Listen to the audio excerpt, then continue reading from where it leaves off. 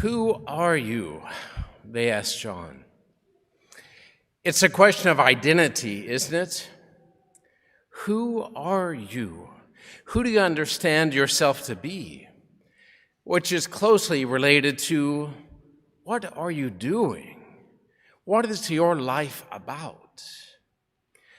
John's answer to the question of the Levites, priests, and Pharisees reveals not only who he understood himself to be, but how he understood the makeup of human identity. Identity is surely a prominent question in our day, too. Without a doubt, priority is placed not on what is prior to the individual's choice, sex at birth, for example, but on the absolutely autonomous choice of the person to identify herself howsoever she sees fit. The individual's choice is the final word in terms of identity. This is the case unless one falls into one of the racial categories currently preferred in influential circles, which has given rise to the most unusual and confusing choices by some people.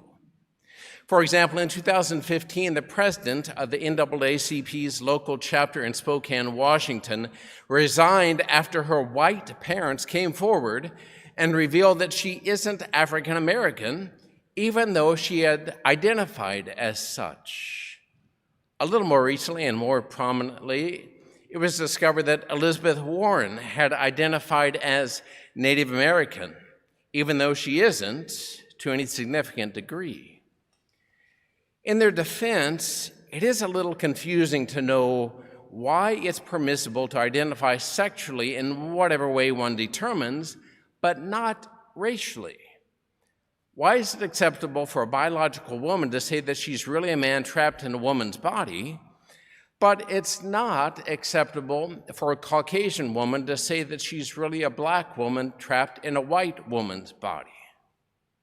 Both markers exist prior to the individual's ability to choose. It's confusing. Maybe this will one day be ironed out if science finds a way to alter race. Certainly one choice no one can ever make is to be born. Our being brought into being, our very existence, is beyond the scope of possibilities, of possible choices, and as such, is more fundamental to who we are. We are not firstly a being who identifies in a certain way, but one who has been willed by another. At the most fundamental level, our identity is wrapped up with a choice that is not our own, and we cannot change that. Here is the unifying fact for every human being. Our identity is, at this most basic level, not something we create or determine, but something we receive and live and discern in light of this fundamental fact. Who are you? I'm the voice of one crying out in the desert, "Make straight the way of the Lord," as Isaiah the prophet said, John replied. His self-understanding extends beyond his own little self and ideas and preferences. As the account of his conception makes clear, God willed that he exist, which is true for all of us and for all things. But look, John came to understand his identity not by being an autonomous individual who creates his identity through his own choice, but by understanding himself within the terrible and great story of how the one faithful God is setting straight the mess humans have made of themselves and of the world. No doubt, with the help of his parents and religious leaders and others, John discerned that his voice, his God-given gifts, corresponded to that prophesied voice from so long ago. And by bending his own life and his talents in that way, he grew into his God-given identity, which reached its highest potential by being at the service of the life that is the light of humanity, the life that sheds light on what it means to be a human being.